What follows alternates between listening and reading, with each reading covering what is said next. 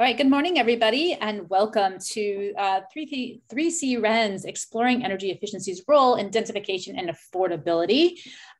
We have an incredible group of speakers today who are going to lead us through from the large, higher level state ideas around what it is to densify and create energy efficient and affordable small and tiny homes, all the way down to localized, getting the job done and what kind of equipment and how to maintain costs. So it's a really exciting element. We'll have lots of speakers, and we'll also have lots of time for all of you to participate and to add into the mix. I am Mindy Craig. I'm Blue Point Planning, and I will be the moderator today. So you'll hear my voice quite a bit, but we'll also be working through a lot of other people, and you'll hear lots of other individuals as we go forward. Let's see. So I think everyone probably has used Zoom by this time, but we'll still go over it anyway. If you would, please make sure your name is showing. That's always great to see and know who you are. And if you want to put your company, that's also great, because we're not only trying to learn stuff today, but also network. Please make sure to keep your phone muted or your screen muted so we don't hear your background. And we really encourage you to chat away. We will be monitoring the chat throughout the entire day. So if you have questions in the middle of someone speaking, go ahead and post it up there. If you have a comment, a resource, throw it all in there. We'll capture it. We'll add it to our resources. You can also raise your hand. It's under the reaction little button on your screen at the bottom. And you can click and your hand will show up. I can't see all of you, so that's a really good way for me to see you. And we'll be stopping after each one of our speakers to have that opportunity to ask a couple questions. And again, we're trying to keep this on time. So again, use that chat if we don't get to you. And we are recording this so that we can post it onto the website afterwards, and you can rewatch it, obviously, take notes, and share it with your friends. So with that, I want to sort of say that there is a number of folks from 3C Ren here joining us, and you will note them by the 3C Ren beautiful picture of the coast or the inland valley there with the logo. So when you see that, you know that that's somebody on it, and you can, of course, click on their name and chat directly to them if you have a specific question. And with that, I'm going to turn it over to Jordan Garbayo from 3C Ren, who is going to set the table today and give us some general context setting. And Jordan's just going to let me know when I go from one screen to another by telling me next. Good morning, and thanks, Mindy. Thanks to everyone joining us. We still have a lot of people kind of coming in as we go. My name is Jordan Garbayo. I am a program manager for 3C Ren in the county of San Luis Obispo. I run the Energy Code Connect program, which is delivering today's forum. So first of all, I really want to stress this. Thank you all for joining us today. We are grateful for your continued support. And if this is your first time joining 3C Ren for an event, welcome. I'll be sharing more about our organization and our offerings later today, so stay tuned.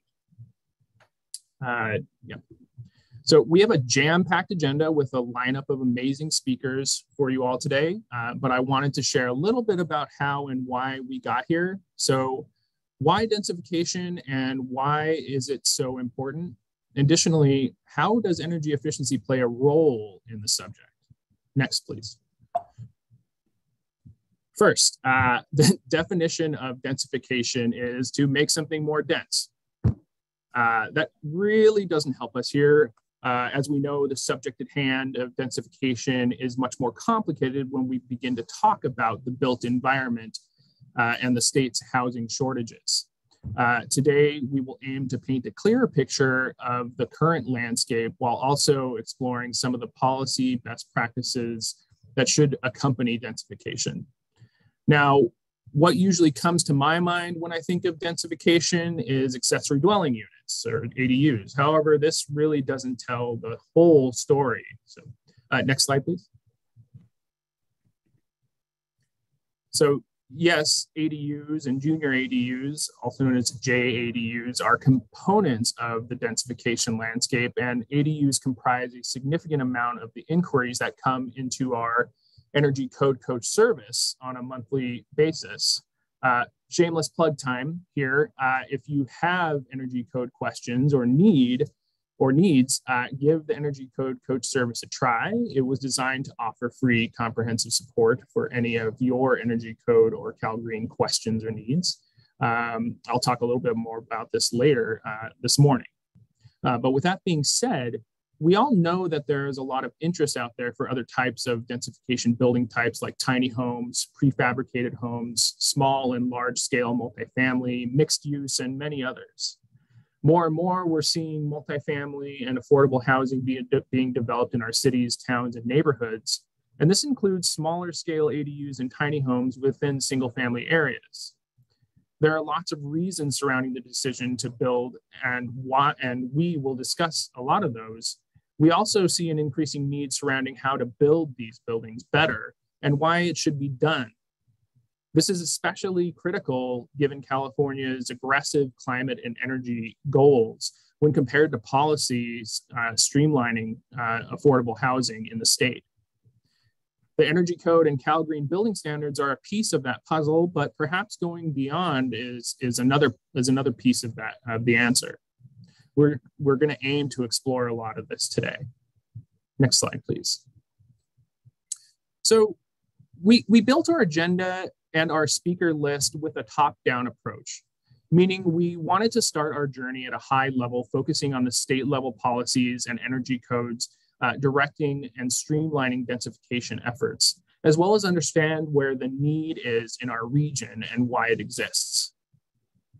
We then wanted to begin to peel back the layers and discuss what densification can and or has done to the real estate market, what best practices there are for building and zoning in our region, and finally, why building these alternative building types as energy efficient as possible is important for the state's energy and climate goals. We're going to end with some resources 3C Ren has developed for you all to take away at the end of today. And I hope you enjoy them. We've worked pretty hard on them. So yeah, next slide, please. So here are our learning objectives for this morning. We're very excited to bring this content to you today. And I encourage you all to be present and ask a lot of questions. We have a great lineup of speakers ready to share with you all today. And as usual, all of this content, as well as many of our courses, offer continuing education units for the International Code Council and AIA. Next slide, please. So just to go over our speaker list today, we have Sean Armstrong from Redwood Energy, Vina Lustado from Soul House Design, Chris Overa from the California Energy Commission. Next slide. John Shipman from Franklin Energy, and Ann Wyatt from Smart Share Housing Solutions. Thank you again for joining us today, and thank you to our speakers. We're really glad to have you with us and are ready to kind of jump into this. So next slide, please. So now please help me welcome Ann Wyatt from Smart Share Housing Solutions to kick us off. Wait. Sorry, we're not there yet, Jordan. We're going to have everybody introduce themselves. Oh, that's right. Thank you. Yeah, no worries. So we really, one of the things that is important in this effort is we're trying to have some of the benefits of being in person. And so we're going to, in just a second, break out into individual rooms, and you'll be randomly set up with somebody. And we want everyone just to introduce themselves, go around the virtual room, and then answer this one question. And you want to do it very precisely because we aren't giving you lots of time here, but how important are ADUs to addressing the housing shortage? And you can go, it's very important, not important at all, very short commentary, but just again, to sort of set you guys' minds going on what this issue is and where it sits in the world. So Sean, are you ready to send people out to their break rooms? Yeah, I'll go ahead and start that right now. Great. So we'll give you about 5 minutes out there, guys.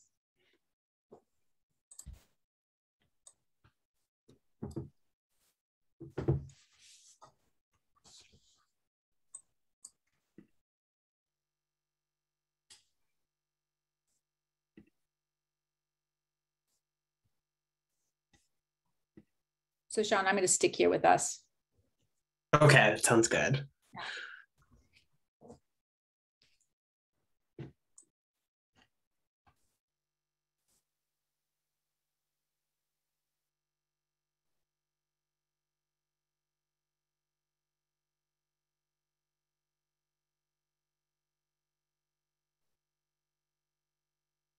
So how important do you think, Sean, the ADUs are?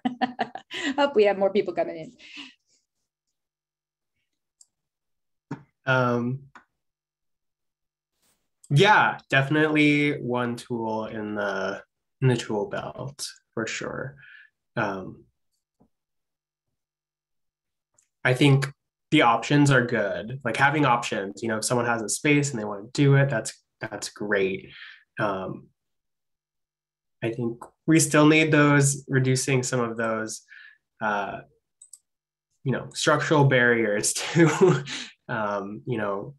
through the entire building process. But yeah, I mean, they're just fun, right? Like I would definitely want one if I had the space and an area too, whether for friends, family, for someone else. Absolutely. Yeah. I think I'm curious how they'll evolve over the next couple of years. It's like people start them as like, oh, I'm going to do Airbnb, or I'm going to do this, but then they say, oh no, my mother-in-law is going to move in, or or I'm going to rent it out to the local college student, or it is my mother's house, and I want them to be a caretaker, but have their own space. So how do people actually start to use them as they become more popular? Absolutely. Interesting. Yeah, my mom, and she lives up in Seaside, which is near Monterey, and Seaside has an ADU ordinance, and they have, I think, a loan, like a funding partner. So if you opt for their kind of pre-designed ADU, you can get funding to build that certain unit and get it installed on your property with that approval already. So cool. I thought that was pretty interesting up there. Yeah.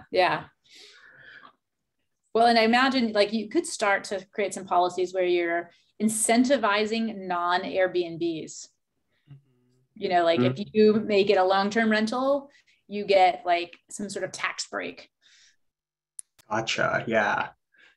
And honestly, this year during the pandemic, I've heard Airbnb prices like shooting up, kind of the reckoning with needing to earn some profit. And so they're kind of reaching a place where they're maybe more on just par with your normal hotel room and maybe not as attractive. Absolutely what I've found. I definitely I'm in a hotel this week visiting my daughter, and I looked at the Airbnbs and like, nope, not very good. Very expensive. Yeah. They offer other conveniences as well. So certainly. Exactly.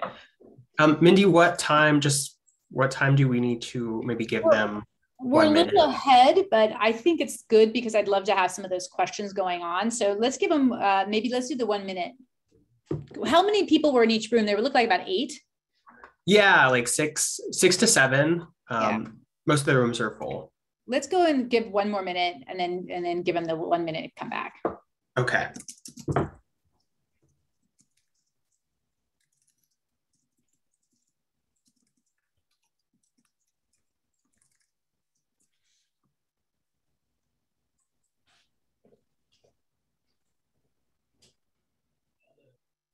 Okay, sent that. Great.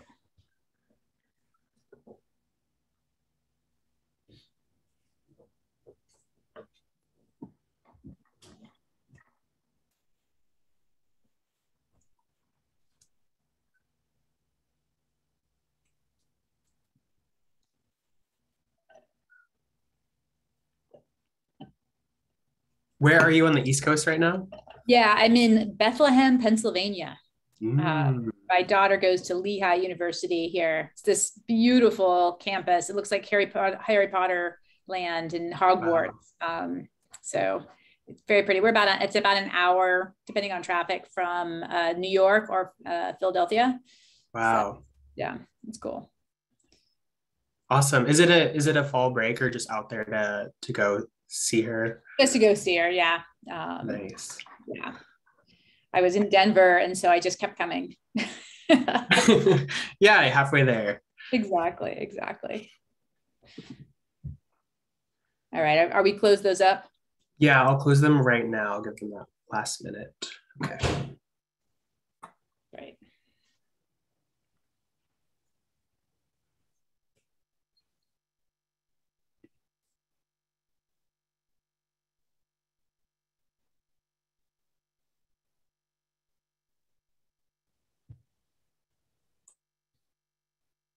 Welcome back, everybody. If you have any really great ideas that came out of your little conversations, throw them in the chat so we can share them, and maybe a couple notable items. Everyone else is coming in slowly as their rooms are breaking up. So feel free again to just add that into the chat.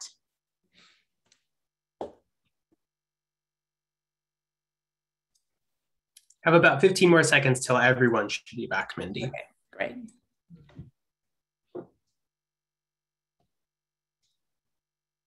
Hopefully you got to say hi to lots of folks.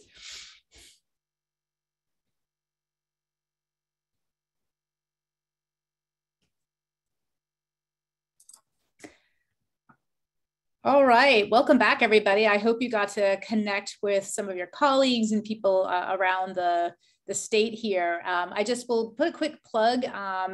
At the end of the formal workshop here, we're going to have something called a networking session where you'll have an opportunity to jump into a break room with one of the speakers and ask them some more conversations. It's sort of the idea that after a usual talk, you can go up, share business cards, and ask some of those questions that may not be good for the entire conversation. So as you're going through it, you might want to think, which one do I want to go and talk to? Let's see, I'm going to look in the chat, see if anybody had any great ideas from the breakout. It looks like no one's added anything else, but any good thoughts, please share them. It's always interesting to hear what people think of how important this really is in terms of like solving some of these problems. So with that, though, I'm going to move us forward, and we're going to go to our first topic. And we have two speakers that are going to cover this one. So this is the nexus between ADUs, energy efficiency, and housing. And we're talking at the state level. So we're going to have Ann Wyatt start us off with Smart Share Housing Solutions. She's going to give us sort of more of a policy location and where we are in the state, and then turn it over to Chris Overa from the California Energy Commission, who will go into some of the more code-specific elements around this effort. Ann, are you ready to go? I'm here. Good morning. Ready. Great, Ann. So just let me know, and I'll move us through, and you can tell me next. Okay. Good morning, everyone. Pleasure to be here. I've been assigned the kind of quick high-level policy overview, and so we'll get going with that. A brief level, and then we can certainly talk more later in the conversation at the end of the presentations. I'm looking forward to learning more from everyone here. Next slide, please. So we have a few recent legislative changes that are very important as far as our opportunities for creating accessory dwelling units here in the state. So I wanted to do the thumbnail 90-second summary of these changes that have kicked into effect in the last 2 to 3 years at the state level. And the nutshell is that these changes have been put forth to do several things, kind of make the processing easier, streamline. Along with that kind of mixed in, it's generally reducing barriers. And that includes minimizing the cost of building these things. That's something that's come up in the chat here as we warmed up this morning and comes into play in every project, how much it costs. And then to try to create some incentives beyond the sort of reductions in rigmarole to actually incentivize producing these things. And so there have been probably, I don't know, 15, 20, 25 changes in law. And so I haven't made an exhaustive list here for the 90-second slide, but basically the state has mandated that individual local jurisdictions process ADU applications ministerially within a 60-day review period. So that's a big one to try to speed up a ministerial process in a lot of zones and areas. They've minimized or eliminated impact fees on smaller ADUs under 750 square feet. So that's taken away some of your road fees, school fees, and water fees, some things that maybe once could have cost you $20,000 and upwards for some of those impact fees. Again, ministerial reviews, meaning not discretionary and having to have a public hearing, which can slow up the process and cause roadblocks. Setbacks, clarifying minimum setbacks has been a big one to 3 feet on the back and the sides. And excuse me, that's not minimum setbacks. Yeah, that's sort of a minimum allowed. And parking, another huge changeover, that within a close proximity to public transit, no parking is required for ADUs. So that's been huge. And existing as-built exemptions. So ADUs that have been built without permits in the past have been allowed kind of a more streamlined pass-through for permitting. And along with that, the big one in the last 2 years has been the clarification that a JADU, a junior accessory dwelling unit built out of existing space, and an accessory dwelling unit, a new unit is allowed with the primary. So what that's meant is a sort of de facto 3 units per parcel. So that's a big change too. Next, please. So along with the big changes in the sort of densification there with the clarification of 3 units per parcel, we've seen the new one, SB9, which is about to take effect next year. And know there are a lot of questions on that. And in 10 minutes, I can't answer them. And in 2 hours, I couldn't answer them because I don't know enough. Basically, for anyone who's not gotten some thumbnail sketch of SB9, it's a new allowance which would allow actually subdivision of single family residential parcels into 2 parcels. In a nutshell, it would allow 2 units per parcel. So that could have the effect of something like 4 units per parcel. We don't understand yet how that's going to interface or interplay with ADU allowances, because the SB9 allowances wouldn't necessarily come with elimination of development impact fees and such. So we're not really sure how opportunities there are going to overtake or affect ADU allowances, and what may be preferable ways to go. So that's something we'll definitely all want to be watching and learning more about as we go along. Another question and confusion that we commonly see is the difference between accessory dwelling units, ADUs, and tiny houses on wheels, such as the one shown in this slide. I want to make it clear that tiny houses on wheels, often referred to THOs, are a subset of ADUs.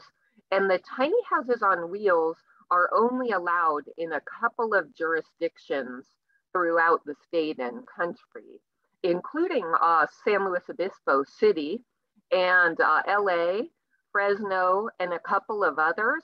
But for the most part, these houses on wheels are still not allowed in jurisdictions. The ADUs have to be on some kind of fixed foundation. That can be an engineered foundation that's a relatively minor kind of construct, but it is quite different. So that's another category, these tiny houses on wheels, that we're not seeing a lot of traction on. And then as far as targets, to our question of how important are ADUs to meeting low income targets, this table shows the targets in San Luis Obispo County that I've calculated. And if you look quickly at the arrowed corner, the county jurisdictions here, 7 cities and the county, have predicted 3,200 and some ADUs over this housing element cycle. So next slide with that, 3,200 total. And then most of these units are predicted to be moderate income affordable, and low income affordable. So if you look at the moderate numbers, about a third, and then the low income affordable numbers, approximately half of the units are predicted to be low income affordable. That's under about $1,100, $1,200 per unit. We see a lot of those predicted. And then just look at the box at the bottom right of your screen. That 114% basically summarizes how much of the regional housing needs allocation for low income housing is expected to be met through ADU production. You see that at over 100%.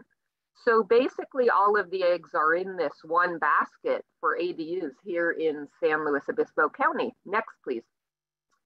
So did a quick look. I was a bit slow on the draw, thinking about 3 counties here because our agency has been focused mostly on San Luis Obispo County.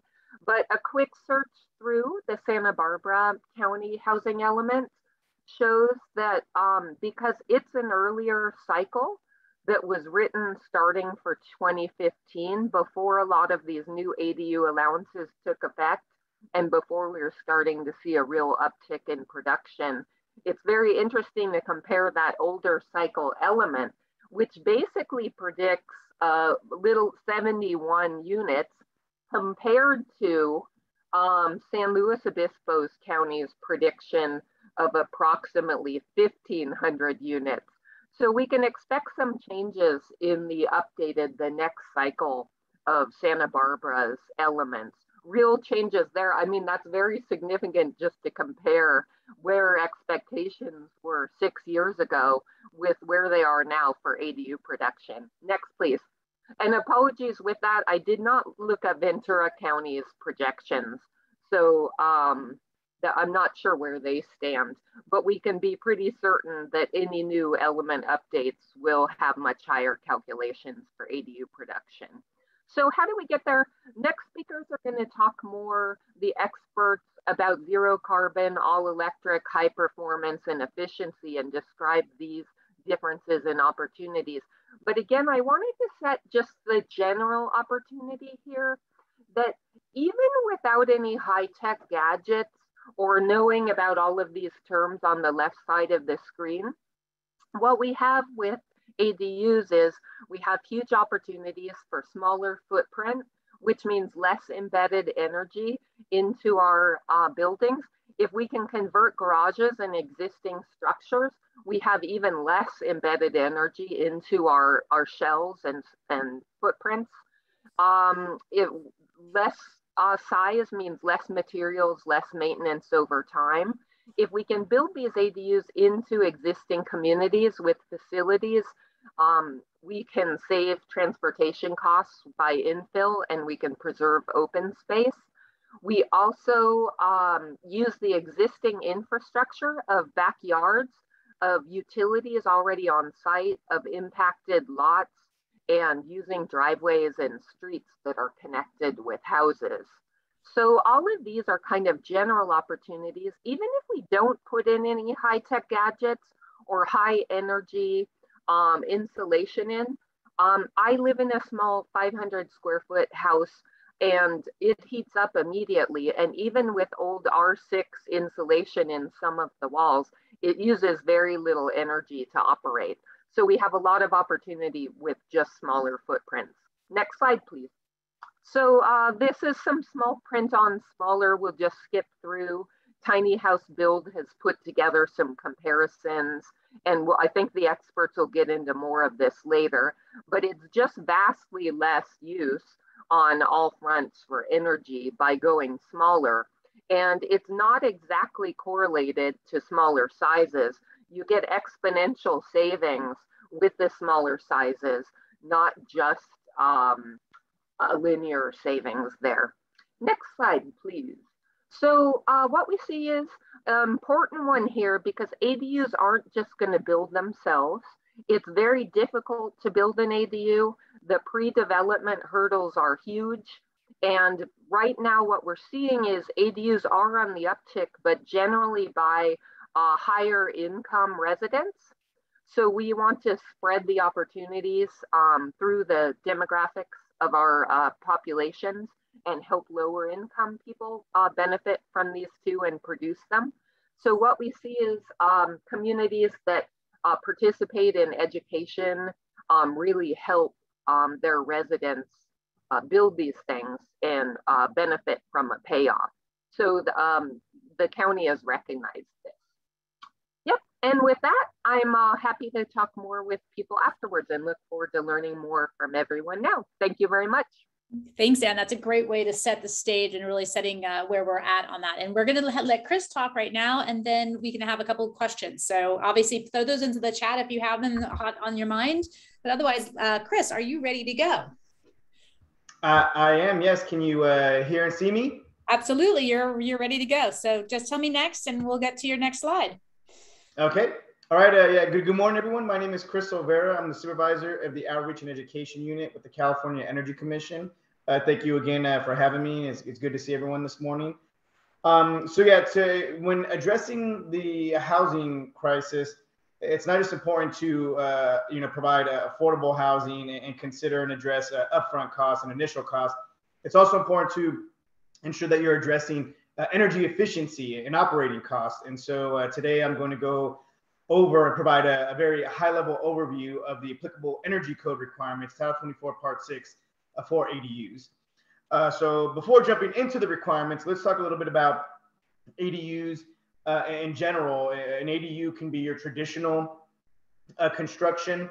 It could also be provided with alternative means of construction with a manufactured housing, factory built housing, tiny homes, et cetera, et cetera. And so generally speaking, the energy code requirement is going to apply to ADUs, but there is an exception. In regards to the HCD laws and regulations, manufactured homes, per their definitions, need to meet the Title 25 requirements, not Title 24. And so the energy code requirements do not apply to manufactured housing per the HCD laws and regulations. Factory built homes do fall within the HCD laws and regulations, but per their rules, they do need to meet Title 24. And so to just provide a clarification, factory built homes do need to meet the energy code requirements. Manufactured homes do not. Next slide. Okay, so which energy code requirements apply to an ADU are going to depend on how they're defined in the energy code, specifically 100.1, section 100.1. And so it depends. Is it a newly constructed building? This is a building that's never been used or occupied for any purpose. So from the ground up, in essence. Is it an addition? An addition is any change to an existing building where you're going to increase both conditioned floor area and conditioned volume. Newly conditioned space also falls within the definition of an addition. If you convert any existing unconditioned space to directly or indirectly conditioned space, those spaces must also meet the requirements of an addition. And I'll have some illustrations to demonstrate what we're talking about. Also, could it be an alteration? This may apply to a junior ADU where you may be converting an existing conditioned space to an ADU. So depends on what are you altering. It's any change to a building component that's not an addition or newly constructed building. Could be alterations to the lighting, water heating, HVAC, and that could trigger requirements with the energy code. Next slide. So to illustrate and specifically illustrate the difference between a newly constructed building and additions, I have some graphics here, which are from the blueprint, which I'll reference later on. To the left here, you'll see newly constructed buildings. Generally speaking, we're talking about detached ADUs and from the ground up, not a currently existing building that's previously been permitted and occupied, like let's say a detached garage. So this is from the ground up. When you see the second visual here below the detached building, we received several questions about what if the building has a breezeway, that's covered and that's attached to the existing home. Is that an addition or a newly constructed building? And if it does not share a wall or a common roof or ceiling where you're building vertically, on top of the existing building, just having a covered attached, quote unquote, breezeway between the detached ADU and the existing home does not constitute an addition. It needs to share a common wall or common roof slash a floor area. So having a covered breeze area and no common wall or roof slash ceiling means it's a newly constructed building.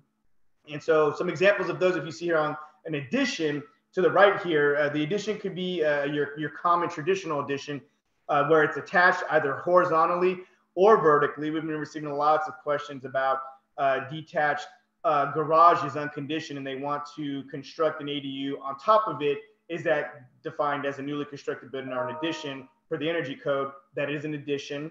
And then also, what about a conversion? Conversion of an unconditioned garage to a conditioned ADU, whether it's attached or detached, those are additions per our energy code in section 100.1. Next slide. Okay, so let's cover some key exceptions and requirements for each of these types of construction as they're defined in the energy code. So if the ADU is a newly constructed building, prescriptively, the PV requirements do apply unless the applicant demonstrates they are exempt from the PV requirements. If they are applicable, a new system or new panels must be installed to satisfy the requirements.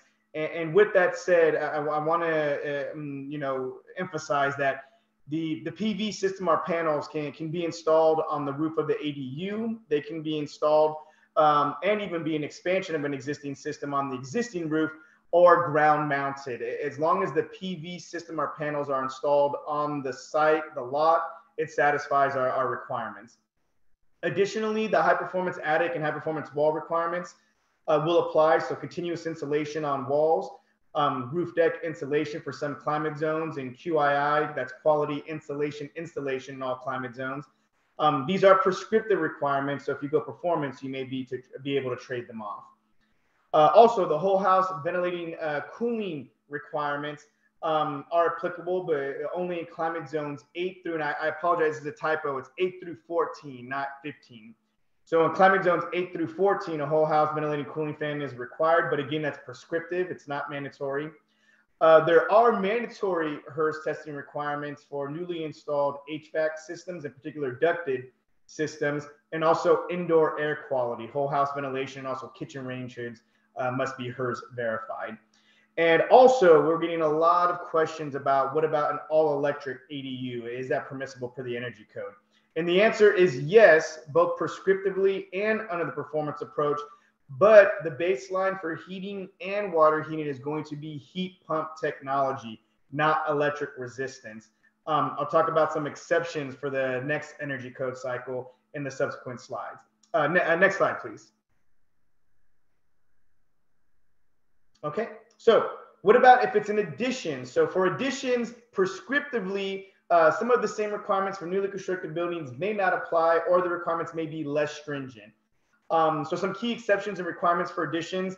One point to emphasize and clarify, the PV requirements do not apply to additions. The PV requirements only apply to newly constructed buildings. So additions do not need to meet the PV requirements. Continuous insulation for the walls, and in particular existing walls, is not required if you're not removing any of the sheathing. And also, I should say the OSB, and then also for wall extension in parallel, not perpendicular, but wall extensions can maintain the existing framing structure and will not require continuous insulation. Any other new walls will need to meet those requirements. Roof deck insulation or QII is not applicable to ADUs 700 square feet or less. The cool roof requirements do not apply to ADUs that are less than 300 square feet. HERS testing is applicable only for new HVAC and ducting. That would apply to also extensions of existing systems. Also, one key requirement that I want to emphasize is the indoor air quality requirements. Any addition that increases the number of dwelling units needs to meet the indoor air quality requirements. And that applies to any local ventilation requirements for kitchens and bathrooms, but also the whole building ventilation requirements. We've filled in many questions regarding the whole building ventilation for additions. And in 2019, we added this requirement that if an addition increases the number of dwelling units, it is going to need to meet the whole building ventilation requirements as well. And again, for additions, all electric is permissible, both prescriptive and performance. But again, under the current regulations, heat pump technologies are going to be the baseline, both prescriptively and under the performance approach. Next slide. And then lastly, for our project type, alterations. So this is going to apply probably more to your junior ADUs, in particular if you're converting existing conditioned space to an ADU. The only requirements that will apply, it's going to depend on whether or not you're altering any of the building components for the ADU for the existing conditioned space. So again, to clarify, the PV requirements do not apply to additions or alterations, only newly constructed buildings. The indoor air quality requirements do not apply unless you're altering those components. Mandatory insulation would apply, but that's only if you're going to open up any wall or ceiling / roof cavities. High efficacy and JA8 will apply only for newly installed or replaced lighting. HERS testing may apply only if you're altering existing HVAC equipment and ducting, or if you install new equipment. And then gas, propane, or a heat pump water heater is permissible if you're replacing it. An electric resistance water heater is permissible if no gas is connected at the current water heater location. Next slide. Okay, so let's talk about some of the updates in the 2022 Energy Code. Obviously, with the housing crisis and with all of the statutes related and addressing ADUs, and then the increase of their construction and installation, we've fielded many questions, and in particular with the Energy Code and how we can, facilitate the construction of these homes energy efficiently, and also facilitate the construction of all electric ADUs. And so for newly constructed buildings in 2022, a heat pump will actually be the prescriptive baseline for heating, but in certain climate zones.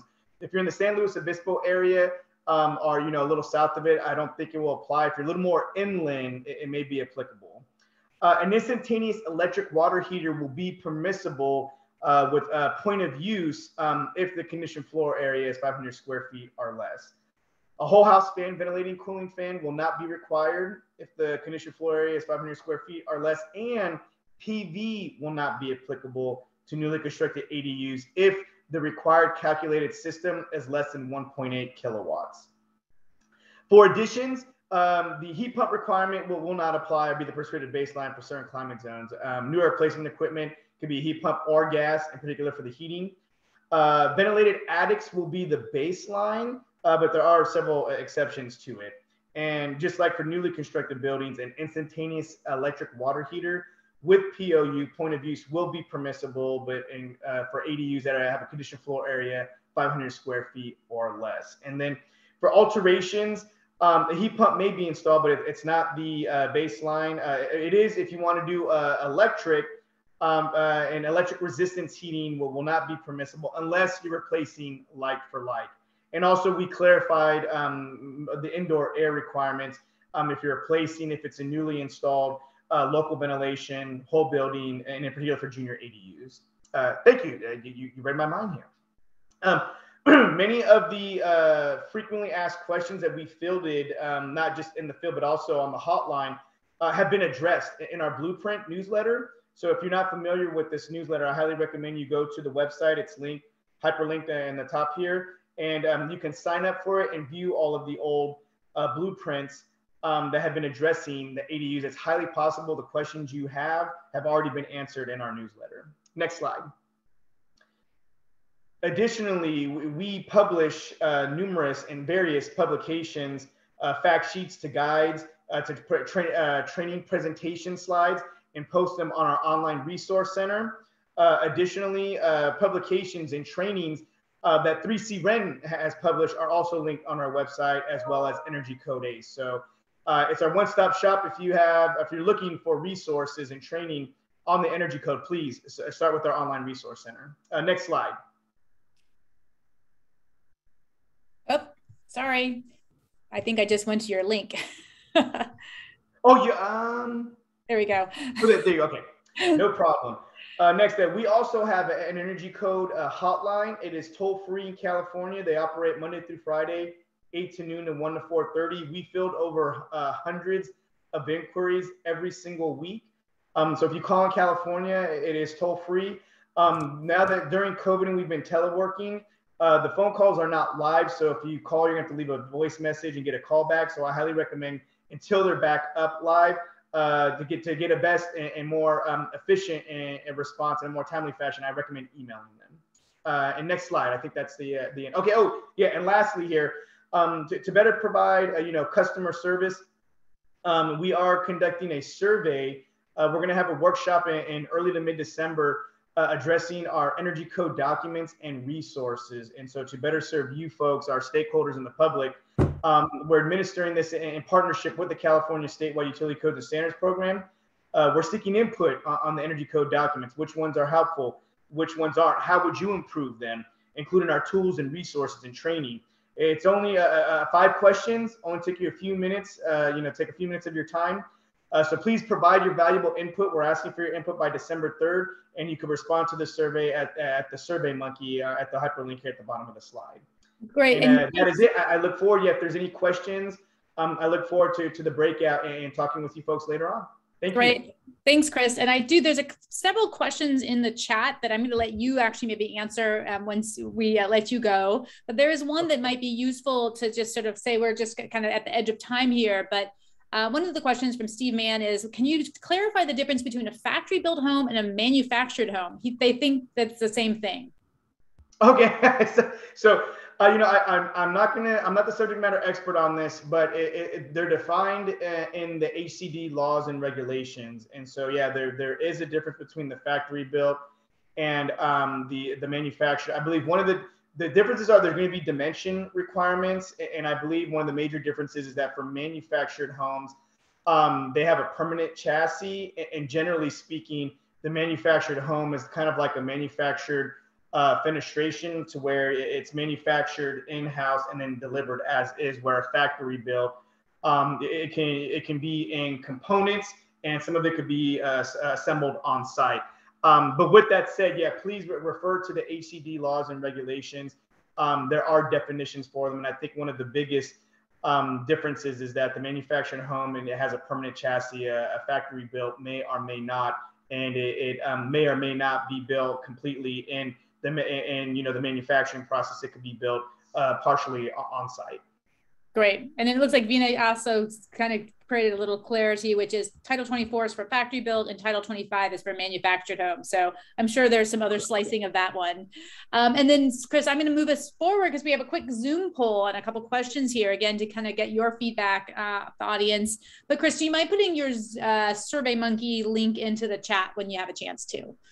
Absolutely. I'll do that right now. Great, thanks. All right, so Sean, I think you're going to launch a poll here. So again, we would love to have some feedback from everybody as we're moving forward.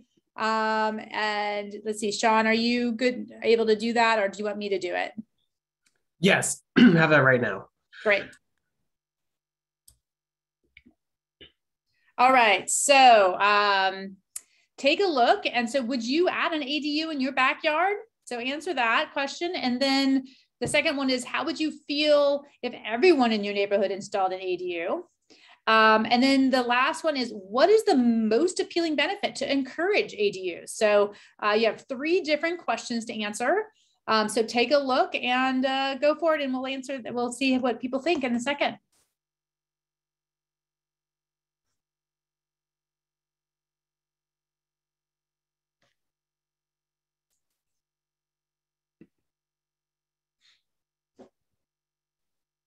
I can't figure out how to fill out the poll. It might be because I think you, Sean, you might be a host. So you don't. Yeah, that's exactly right, Sean. Sorry. you don't get to participate now that you're a co-host. Well, I do have many ADUs in my backyard, 4 or 5 of them. So I think they're great. You must have a large backyard. I think that might be an important piece of that conversation. I have a large backyard. Yeah. They could never afford to fill it with a real house. ADUs were the only thing they could ever afford, so it worked out. All right, so we are getting some good responses here as people are going through this. We got about half the folks have answered so far. And it looks like there are going to be some pretty even answers, although very few have a no, which is great. So there's kind of mixed ones there. So let's see. I'm seeing about, I'm going to say we're pretty close. We're going to give people just like a few seconds more here. And what I'm seeing as we're sort of getting is that there's there's a lot of people say yes, absolutely. There's also some people like maybe if the cost and the market's right. And then there's obviously people who don't have space or they're a renter. So that's probably pretty representational, especially in our group. Obviously you're here at this meeting, so you have some interest. So I'm not surprised not to see no's. And how would you feel if everyone in your neighborhood installed them? So a lot of you would say, hey, yeah, great, bring it on. The one thing that I think is a really important question is this concern about parking and additional traffic. That is always what we hear a lot. So what does that mean in terms of policy? I think that's something that obviously the energy code is not going to address, but that is something one. And then the other one is vacation rentals versus new housing. You know, how does tourism coming into your backyard mean versus your neighbors having their kid live there? And then looking at, you know, what is the most appealing benefits, you know, so it looks like creating more housing in my community, potential renter income, a resilient house. So let's see, I'm going to go ahead and end that poll. Or Sean, do you want to end it and then share those results? And people can take a look at themselves right there. And as we're looking at that, I'm going to tee up John Shipman from Franklin Energy to come in and start his presentation. And he's really going to talk a little bit more about the housing market for this energy efficient densification and what that means. John, are you ready to go? I was born ready, Mindy. All right. All right. So I'm going to head and end our poll there, Sean, and hand it over to John. All right. Thanks, Mindy. And I think, there you go. All right, cool. Thank you so much. Appreciate that. We can actually move past that slide. You've got me up there. So I just wanted to give you just a quick snapshot as we talk about the market, what's been going on throughout the state recently. And it was interesting to me too when we started looking into this, how much activity there was in the Los Angeles County area. I was anticipating much more activity around the Bay Area, but I was also pleasantly surprised to see that the Central Coast is pushing and people are actually doing this. And so with our involvement in the Tri-County regional area and the REN territory, there's a ton of room for opportunity here. So just to give you a snapshot of what the current numbers look like, or well, they're not exactly current right now, but relatively recent numbers and what they look like across the state is pretty interesting. So next slide. So yeah, I wanted to talk about this from the real estate perspective and what it really means. And I'll tell you, you know, to me, the poll was very interesting because I think, you know, the opportunity to really increase vibrant communities is really, really important. You know, and Wyatt's presentation had a lot of good things in there that resonated with the different income demographics as well. And she was suggesting that a lot of the data is showing that upper income families are building these more than lower income families. And I was at a conference of bishops up in Oakland a little while back, and we were talking about gentrification, and you know, we're floating the idea about ADUs and how that could really help with gentrification and building asset value for families of color and lower income families. And I think there's a tremendous opportunity here. So to Ann's point, from the real estate market perspective, I think this is an outstanding opportunity to build up lower income communities, as well as middle income communities with the ADU practice and positioning ADUs in the marketplace. The other thing too, Ann brought up some really good points about, you know, a lower footprint, having a lower energy associated with it. And that's all true, right? And But also there's these other needs. You know, she talked about what it does for the community. And I think that's a really interesting aspect, you know, helping to create more walkable neighborhoods and reduce transportation really starts to merge these sectors of, you know, greenhouse gas emission targets. So I think that's another interesting aspect of it. And real estate professionals more and more are being drawn into the discussion around climate change. And they're being drawn into this discussion not only from their clients that are asking specific questions related to this, which directly affects their interest in ADUs. So the real estate professional out there these days needs to be a lot more educated around what ADUs can do for the client, what ADUs can do for the marketplace, and also the climate. So to that end, what's happening is the National Association of Realtors is taking a position on this as well. And so ADUs are really emerging as a very interesting topic for realtors going forward. And then, of course, now we know that now that SB9 is law in California, how is that going to interplay when people split their lot with ADUs? So there's a lot of interesting questions swirling around where all these legal opportunities and where all these new opportunities for us to create and alleviate the housing situation is intersecting with real estate. As I said, you know, it's a good way to potentially address gentrification issues and increase property values, which really is a huge thing. But I think for the real estate professional and for many of us out there, we have to realize how interesting and important the opportunity is around flexibility when we add an ADU. So that it offers a lot of flexibility for someone buying a new house and the lot that house sits on. And let's go ahead and go to the next slide. Thank you. So clients are becoming increasingly aware that ADUs and homes are many homes, if not just about every home, can be ADU ready, right? And so now they're starting to ask more and more specific questions about this. And we all know since January 2020, it is more increased. It's easier to build an ADU. I personally, on my lot, and I'll talk a little bit about that, we have a detached ADU that I built a couple of years ago, and we also have a junior ADU, and we're using it in a very flexible and adaptable way for our family. And so this is something that when I'm sharing information with the real estate professionals out there that we talk a lot about, because as we're getting families that are wanting to purchase properties, whether this is a new purchase for a first-time buyer, or whether it's families that are moving up and trading up in square footage and things like that to a second home or a third home, the ADU has a real opportunity to help that family in a variety of ways. And I'll show you more what I'm talking about in just a minute. So now that we can build both a junior ADU and an ADU, detached or attached, this is giving a lot of flexibilities to families. Next slide. So, you know, we talk about the fiscal part of this, and interestingly enough, I have a mortgage lender friend who I was sharing some information with about ADUs the other day. We were addressing the mortgage industry, and he said that he had actually helped a first-time buyer qualify for a deal by actually adding an ADU in there. And so as we begin to think about the financing aspect of this and the fiscal aspect of this, this can actually help families change their debt to income ratio to qualify for a property and actually include an ADU.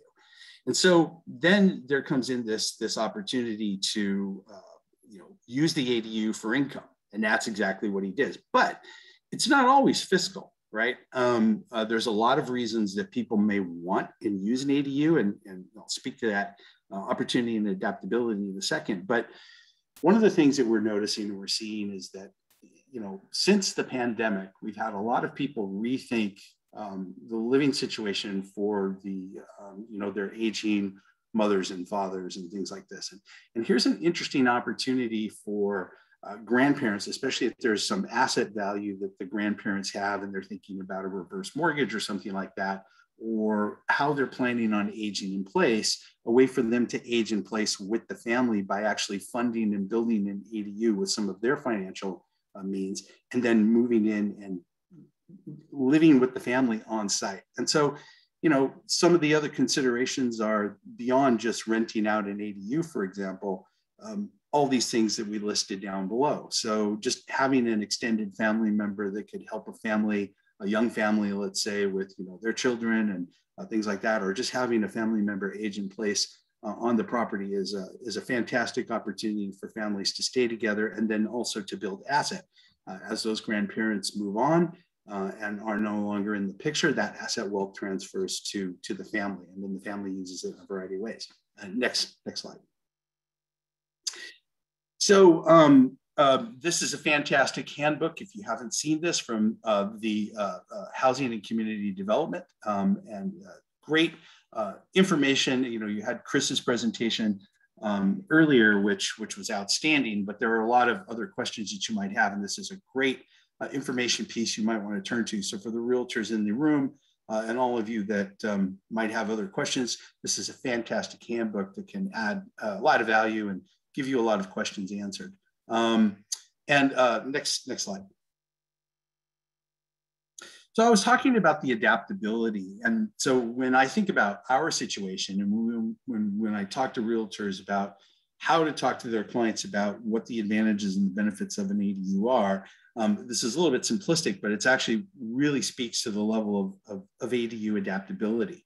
So this is just an example that we use in our ADU presentations, talking about here's a young family starting out, living in the main house, building an ADU or having an ADU built as part of their lending program, where then they can use it as a rental income.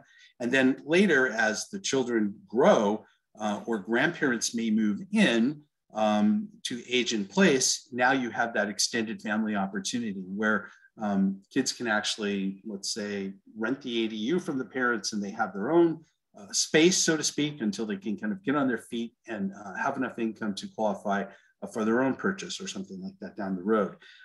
So this is something common that we see. And then when the kids move out, then even to my point and to our plan, we plan to use our main house as retirement income, live and downsize in our ADU, and then we have that larger income that we're getting from our home. And then when we go and we pass on our asset to our kids, we keep that asset in the family. And I think that's something that has really been missing a lot for families of all income brackets, is to build asset wealth through home ownership. And this ADU allows the adaptability to be functional like that for families, so that they can use that as a wealth building strategy, not only in this generation, for next generations. And just so you know, I was talking about our ADU and how we're using our ADU. That's helping to pay for my son's college right now. Somebody mentioned or had something in the chat about renting out the ADU and whether or not short-term rentals versus long-term rentals can be done. So in my city and a lot of other cities, there is a movement to reduce and remove ADUs being used as short-term rentals. Although they are allowing, so for example, in my city, they allowed a certain number of permits, and you can use an ADU, for example, as a short-term rental, but you have to follow the guidelines of the local jurisdictions. Most people will use the ADUs for long-term rentals, which of course is what we all know was intended from the very beginning to alleviate the housing industry. It wasn't meant to be, for short-term rentals. So every community has their, different requirements and different kind of vibes about how they feel about short-term rentals. So you just need to check with your local government if you're thinking about your local government agency, if you're thinking about using an ADU as a short-term rental. It's not that you can't, but it's probably more restrictive. But then again, I asked the question, if you're living on your lot, who wants to use the ADU, for short-term rentals when people are coming and going all the time off of your lot? So it's probably more functional to use as a long-term rental. And it's probably overall better strategy, and it would probably will certainly meet the requirements of your local jurisdiction as well. So adaptability being one of the key features of the ADU, and that is what our real estate community is finding when we're having the discussion around ADUs with buyers. So other considerations, you need to make sure if you're going to build an ADU, first of all, what kind of ADU, how are you going to do it? If it's an addition or if it's a ground up build or you're adding on to the existing structure, you have to have adequate access, obviously, to be able to get materials into where you're going to be placing the ADU. So those are really important things. And then there's other things too, right? Where are you going to site the ADU? What is the elevation going to look like? Are you going to take advantage of views and privacy and things like that? And then, of course, Chris talked about whether or not solar needs to be part of this. So you have that opportunity to think about how solar is going to be positioned on the ADU if you're going to be using that. So just some caveats about if you're a real estate professional, what you need to be looking at, how to guide your homeowners or buyers with regard to ADUs. And there certainly is an opportunity for the seller, if you're thinking about selling your home at the maximum price, to build in an ADU and what that means for selling your property and maybe give you your property an edge. Now, a lot of people are saying, well, John, that's not going to matter in this market. And if you're a real estate agent, you know that in this market of low inventory and high demand, you're right. But this market, and one thing you can guarantee with real estate is the market will always change, which is why, again, the adaptability and the flexibility of an ADU makes tremendous amount of sense, right? Because it also insulates you from various markets and gives you a market edge depending upon what market we find ourselves in, whether it's a seller's market or a buyer's market. There are, of course, some other red flags you need to think about too, things like HOAs and things like that. Generally speaking, with single family residential properties, HOAs don't have a lot of opportunity to really put a lot of restrictions on there. But with regard to sewer and parking, those are always going to be restrictions that you need to check with local governments on. So if you're a real estate agent and you are counseling your client, you have to consider what restrictions, especially around parking and sewage, that the local government may be imposing on your ability to add the ADU. Next slide.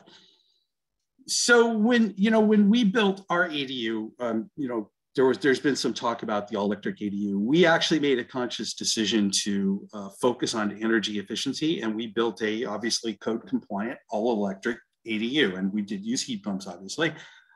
We actually decided it was 1,000 square foot. It was a garage conversion. We had a standalone garage and single wall construction. We turned that into an all-electric ADU, which actually got a green certification. So we tried to go above code, reach codes, if you will. We tried to go beyond the code in our design, thinking that this was going to be for us down the road. So indoor air quality was a premium for us. That was one of our primary and main considerations. And obviously, how much it was going to cost to power this unit was going to be something that we wanted to consider as well, because we were going to be using it as a retirement home. We wanted it to be comfortable and we wanted it to be energy efficient, right? So just some considerations, obviously, and I don't want to get into the building of the ADU. That wasn't the focus of this presentation, but all of the things that we know about good building science apply here, right? And so code compliant building science takes over to achieve the reach codes. And we have a superior building that's not only comfortable, but healthier, we think, certainly than many structures out there, and highly energy efficient. So just something to think about. So if you're, and I think this is going to be an interesting thing going forward, and it's okay. I wanted to the real estate professionals in the room, it's going to be interesting to see what happens after the infrastructure bill passes in terms of other money that's going to filter from the federal government down to the states and then into the local communities about rebates and incentives that are going to further energy efficiency, all leading towards, climate mitigation issues. I think there's going to be a tremendous opportunity to take an ADU,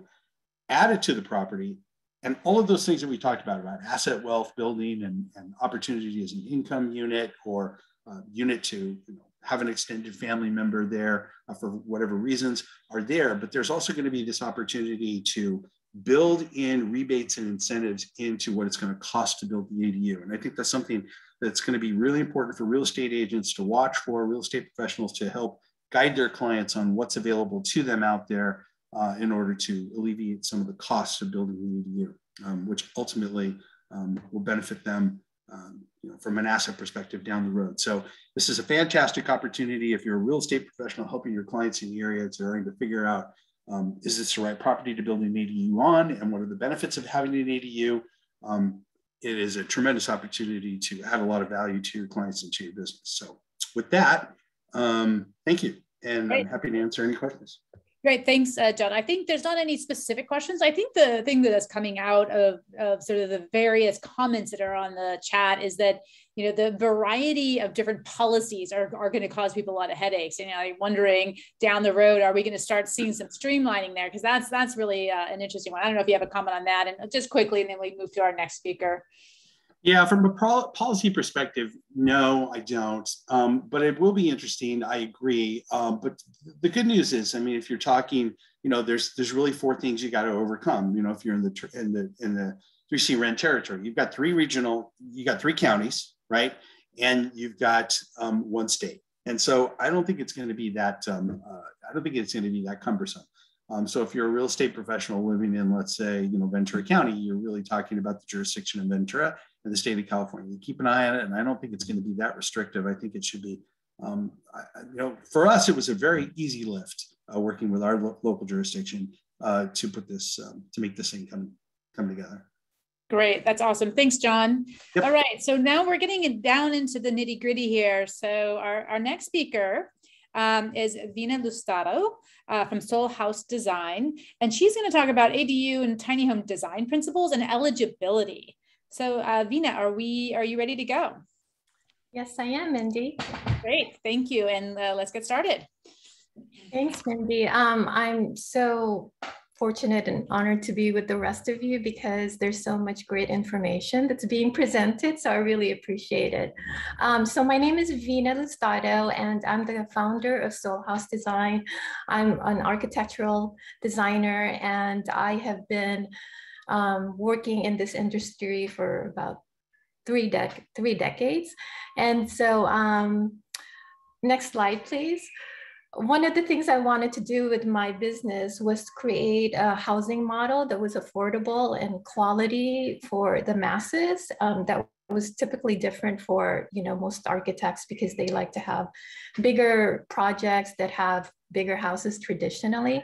So about 9 years ago, I wanted to build my own project that resonated with my values. So in 2012, I decided to build a tiny house, which you see on the left. And that was when no one knew anything about tiny houses, and I didn't know how I would approach the building officials. So I went ahead and did it because I felt that it was one way to do it affordably without having to get a mortgage. So what I built was a tiny house on wheels that was 20 feet long by 8.5 feet wide. And it was off-grid on solar. And a lot of the materials were reclaimed and sourced from other like Craigslist and Habitat Restore. And you see the image on the right that also contained my kind of office space and living space.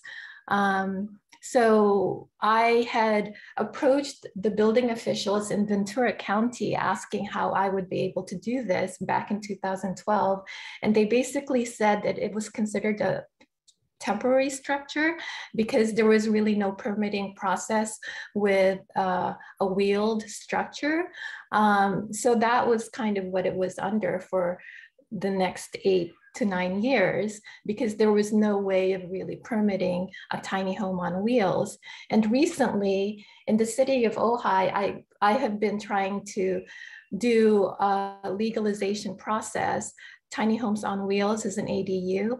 And I think it was 3 weeks ago in the city of Ojai, they actually finally approved ADUs, tiny homes on wheels, as a 2-year pilot project. And so that's now being started, and the city council is in the process of approving it for its final review. So I'm really excited about that.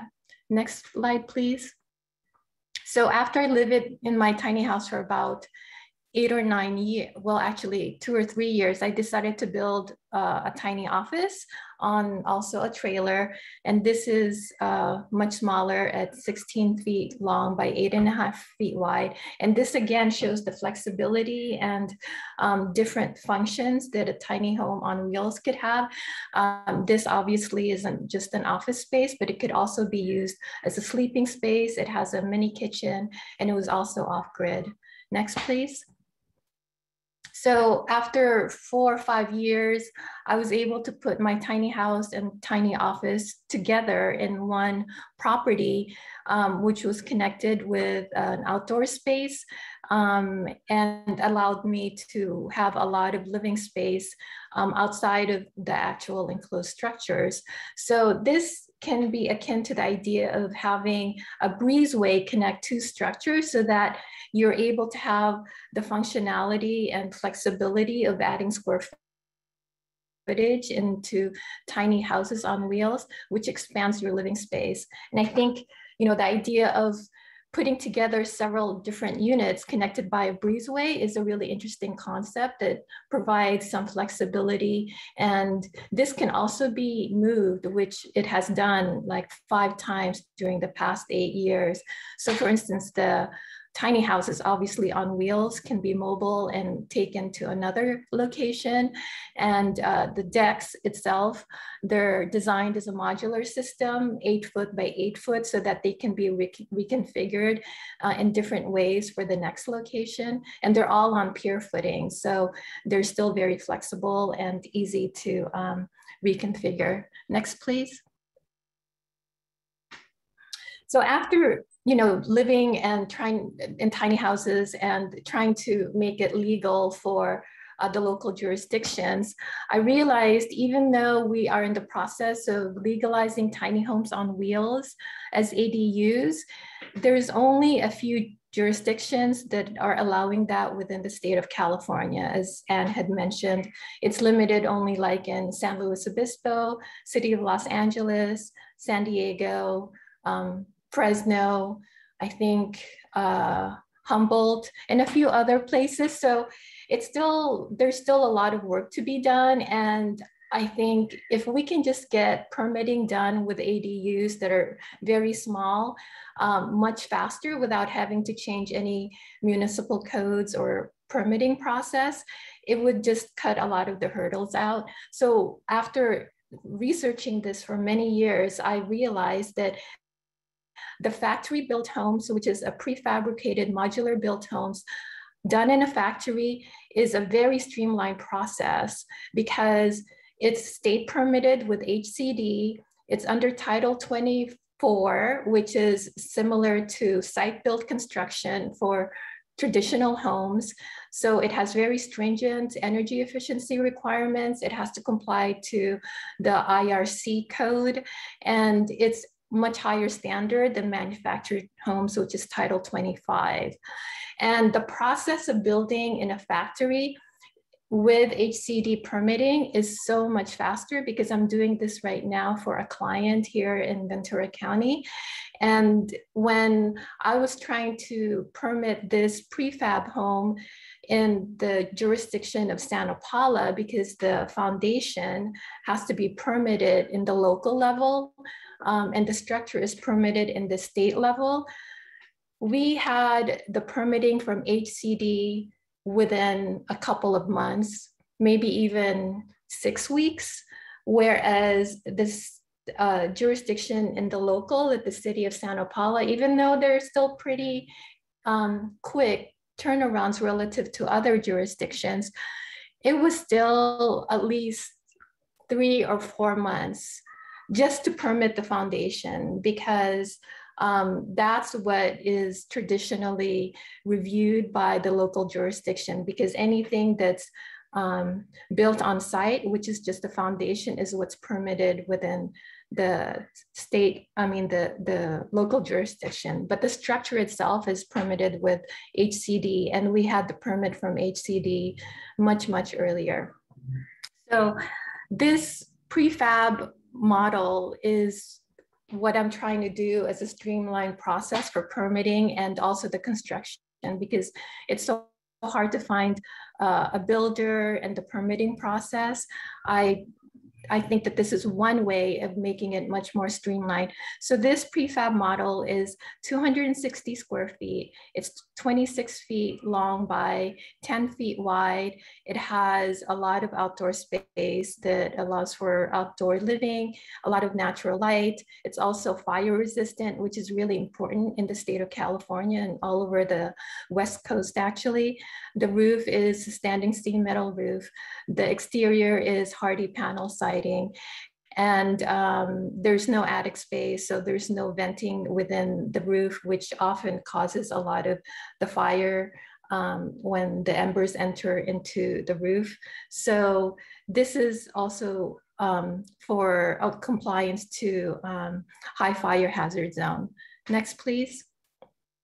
So the structure, as I mentioned, is 26 feet long by 10 feet wide. This is under Department of Transportation requirements for traveling, you know, like a truck down the highway.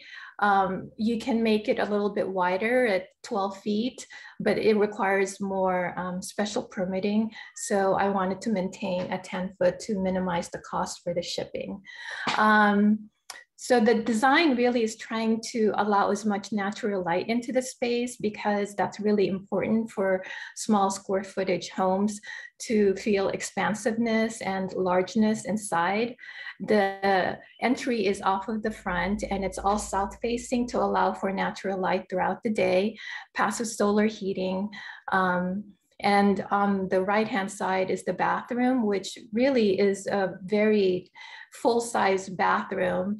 It has a shower that allows for elderly people to be able to just walk in without having to hop into a tub. And then on the left-hand side is the one bedroom, which is all on the lower level, because it's important, I think, to minimize the amount of stairs, especially as we get older. And there's a lot of storage below the bed platform so that you can have a lot of your items stored in one place. Next, please. So these are images of the interior. The left-hand side is the living space with multifunctional furniture, which is really important in a very small space. It also could serve as a little guest bed and storage below the cushions. On the right-hand side is the image of the kitchen, which has an induction stove, under-counter refrigerator, and behind that is the pocket door that has the bathroom behind it. There's a lot of natural light, as you can see, a vaulted ceiling. So there's a lot of natural ventilation with the ceiling fan and the feeling of spaciousness within the height of the space. The right has the entry doors with the outdoor space directly adjacent to it. And all of the interiors are non-toxic. So there's no off-gassing or formaldehyde use within the interior furnishings and the finishes, which is really important for indoor-outdoor air quality. Next, please. The image on the left is the bedroom that has a storage below the bed as the platform. Above that is a loft where you can have additional storage and a skylight in the roof so that there's a lot of natural light coming into the space. On the right-hand side is the bathroom, which again, trying to maximize the natural light by minimizing any kind of solid vertical surfaces. So on the left side is the shower that's completely open with a glass panel, and there's no tub so that you don't have to hop over. I'm also modeling this for people who are getting older so they don't have to climb stairs, and it's almost ADA compliant. Next, please. So this is a view of the exterior that has the outdoor space. It's again, fire resistant materials. The deck is made out of Trex, and the columns and the structure for the shade is made out of steel or aluminum. And the shade itself allows for shading throughout the summer. And then for winter, you can open it completely to allow the winter sun to come through. And again, the outdoor space with the large deck allows for a lot of the living to occur outside, especially in Southern California, where it's really desirable. Next, please. So this is the site plan for the location of the tiny house prefab used as an ADU. This is located in Santa Paula. As you can see, the main house is on the front, which is a nice, large main residence. The client is actually a woman who's retired or retiring, and she wants to live with her family, but to live independently within the same parcel. So as mentioned before, ADUs are really desirable for people who have their single family homes, and to be able to allow their parents who are getting older, or for their children who don't necessarily have the money to buy a home on their own, or even as a rental for people who don't have enough money for their mortgage, so they need to be able to supplement their income with another rental. So the ADU really allows for a lot of flexibility. And in this case, my client is able to live with the rest of her family, but still be living independently. So as you can see on the site plan, the living space is towards kind of the back of the property to allow for maximum privacy, and the deck is used almost as twice as much living space, and it's oriented towards the south, and in between the main house and the ADU is going to be a lot of gardens and orchards where they're able to, you know, source their own vegetables, etc. And again, this is under the new state mandate laws with having minimum setbacks, 4 feet, I think, but we can even take it out further so that it's, you know, the new state law with the setbacks are really helping, I think, a lot of people who have smaller properties to have minimum setbacks in the rear and in the side. Next, please. This is another idea of a tiny house that could be used with 2 units that's connected with a breezeway or with outdoor decks. This is a site plan coming from the city of Ventura. It's a long, narrow lot where there's an existing main house on the left, and on the right is the garage. The garage can be turned into a an ADU to be converted. And on the rear, as you can see, are 2 tiny houses that can be connected. And that can be flexible to be used as an office space or a main living space that's fully self-sufficient as an ADU dwelling. But if we're able to come up with multiple units on one parcel, like what the SB9 policy is allowing us to do, that can really allow for a much better housing stock for affordable housing, because it's already there for a lot of existing single family zones. And one of the comments that was made from a previous conversation here was that land use policy is really important to allow for more affordable housing.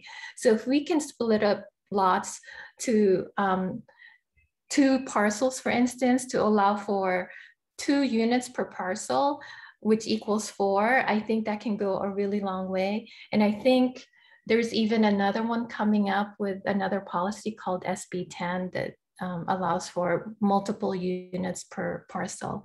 And this other concept is with a tiny house community where you have multiple units on one parcel, and there is a community garden that's shared with everyone. And I think the idea of sharing a lot of resources is really going to be helpful in reducing our footprint. So for instance, on the left-hand side, there's a community space, and next to that is the storage and laundry facilities.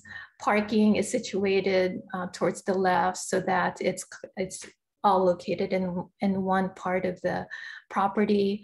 And so I think if we're able to come up with more units per parcel, that will really help increase our housing stock. Awesome. Thank you, Vina. You're welcome. That was fantastic. I love the, I think I want to start moving into there. That's fantastic. Let me ask a quick question here from Cara. Have there been any issues you've come across with those the tiny houses on wheels for maintenance or utility hookups? Issues regarding legalization or specifically? I think they were saying maintenance, wheel maintenance. Oh, maintenance. Yeah. You know, depends on the direct, like for the wheels, if you are moving it a lot, you just have to make sure that it's up to, you know, DOT requirements. Because when I moved it from Ojai to Northern California, I had to restructure the entire braking system, and because it was 8 years old at the time, and I had to have my husband make sure all of the, you know, technical workings of the ball bearings and all of that was up to code, you know, was work. But one thing I do want to note is tiny homes on wheels with the utilities are not easy to move as many people may think, because when you hook up to utilities, there's trenching, there's a whole huge setup that's required that takes a lot of time to kind of take apart to move. So it takes weeks to set up a move with a tiny house on wheels. Okay, I'm going to ask you one question while Sean is getting his up to go. Do you have a kind of a price point on these? Yeah, I'm sorry I didn't mention that before. So right now, the one prefab is about 150,000 for the structure itself, because it's a one-off that I built. But the idea is that it's geared for economy of scale. So if we were to build, let's say 10 units at one time, the idea is that the price would go down substantially because you achieve the economy of scale. And that's what I'm trying to do now with the modular builder. Awesome. Well, on the topic of price, I'm going to move us to Sean Armstrong from Redwood Energy, and he is going to talk about sort of ADUs as a high-performing building and how you have that cost containment and compliance. So he's also talking that next nexus.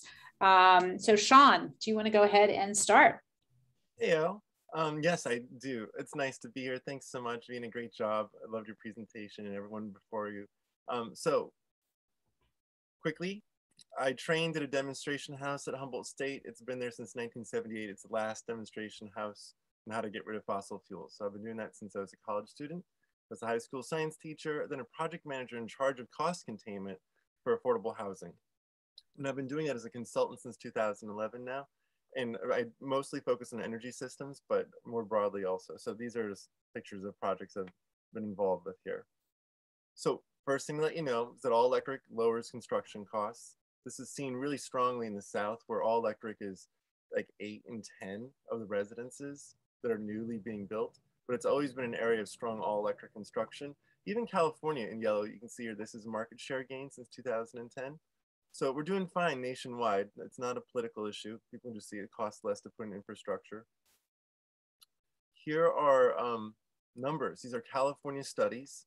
So this is like SoCalGas. Navigant was hired by SoCalGas, and they demonstrated that it was more expensive by $1,000 to $3,000 to put in a furnace and an air conditioner as opposed to just putting in a heat pump, but no gas furnace. So costs same for the water heaters on demands versus heat pumps. The dryer is $100 more expensive if it was gas.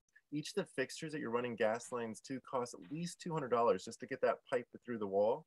Gas is dangerous, up to $1,000 a fixture. And then there's that lateral. So if you're trying to run a gas line through your backyard to the ADU, you have to do trenching. Like Vina was saying, you have to do a significant amount of infrastructure, and frequently putting in an on-demand gas water heater is going to require a large upgrade all the way upstream to the street, because that efficient system requires so much gas. So you can be in to $25,000 just from the meter in, let alone if you were to install infrastructure down the street. So this it's a significant savings here in California, nationwide. So the first thing to tell you is that put a 2x6 wall in, insulate. right? There's a huge difference between a 2x4 and a 2x6 wall. You can do it all the way around. Just make sure you're insulating at least to an R19 bat. Then you've accomplished almost all of the work that needs to be done. But if you're at a 2x4 wall, it is never going to be a well-heated and cooled space. There's that dramatic of a difference, just that extra couple of inches. So that's the thing to do. But if you want to put in a 2x4 wall, then you need to put in something like the 2x6 wall you almost have, which is put in about an inch of insulation, continuous exterior insulation, be cork siding, which is my favorite, or foam. Okay, so this is the tiny house that I live in. It's got, I'm going to talk about what things cost. This was, it was about 15, no, pardon me here. The house is $25,000. The bathroom, which is cork sided right here, that was $5,000. So this is a $30,000 tiny house, 150 square feet. I heat it with this little roll around electric heater. It's well insulated. There's a 2-gallon electric resistance tank, a 2-burner Eurodib, which is my favorite brand because you can get a full 1,800 watts of cooking out of both burners. Not at the same time, but you have flexibility. And then a little oven. And actually, I put this out because I don't want that big of a little oven. I specialize in tiny appliances. I'm getting a better one. So this is $700 total, including the installation of this tank, to install these systems here. And this is a 30 amps. So this is the most important. This is the least amperage you're going to see of all my slides.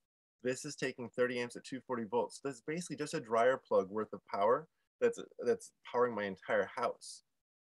So we didn't have to do much of an upgrade. We did have to do a little bit because we only had 30 amps at the machine shop. And then, so this is like one of the 230 amps. Anyway,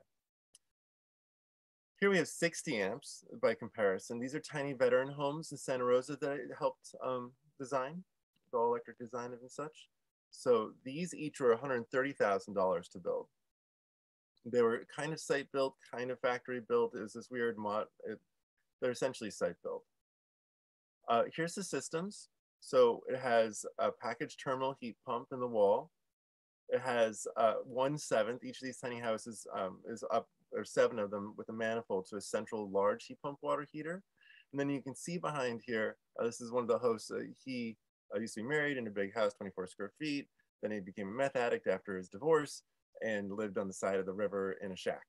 So he's he's talking about like, it's awesome. Like, it's okay that it's 250 square feet. This is great. This is his range, this 2-burner here. That's his microwave right next to it. So all in, this is $3,000 of heating and cooling and water and cooking systems installed. Okay, these are some really lovely tribal homes. So this is the first time California funded tribal housing, only in 2015, keep in mind. All these years, since 1987, we've been funding housing throughout the state, never in the tribal areas, even though they're paying taxes. Okay, so here you go. This is just to demonstrate that the all-electric zero-net energy design, that produced the least utility bills for the tribe, who were paying the bills for the tribal elders living here. This is the trailer home park now with like 750 square foot, 2-bedroom, 1-bath homes for the tribal elders.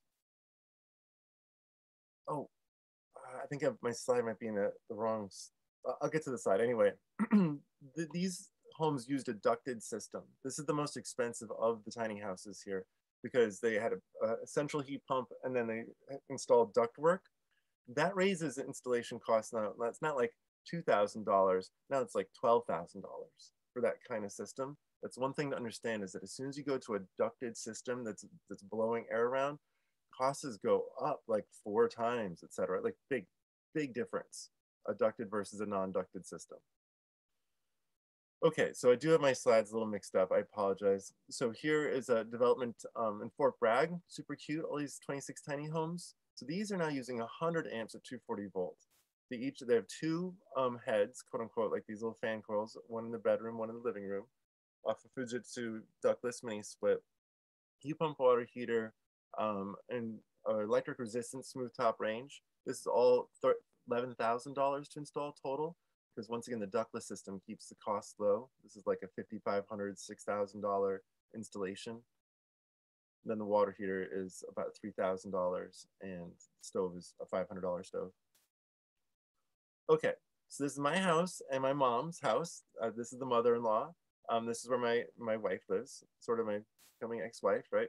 So I live out in a tiny house, which I built for that purpose years ago. Slow process, things are fine.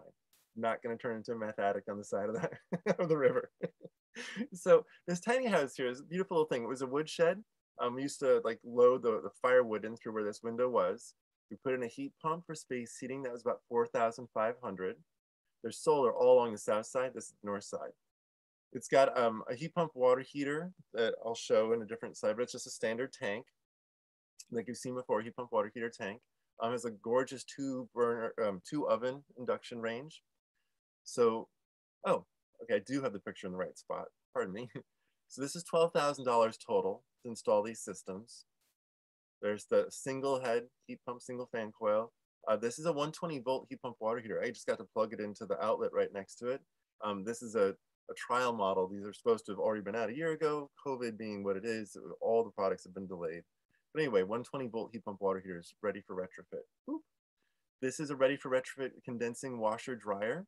So I took out 30 amps of power from my house, which was the electric resistance dryer, put in a condensing washer, which is just any plug can take it and doesn't have any dedicated extra voltage. So 30 amps at 240 volt becomes available to the other uses of the house.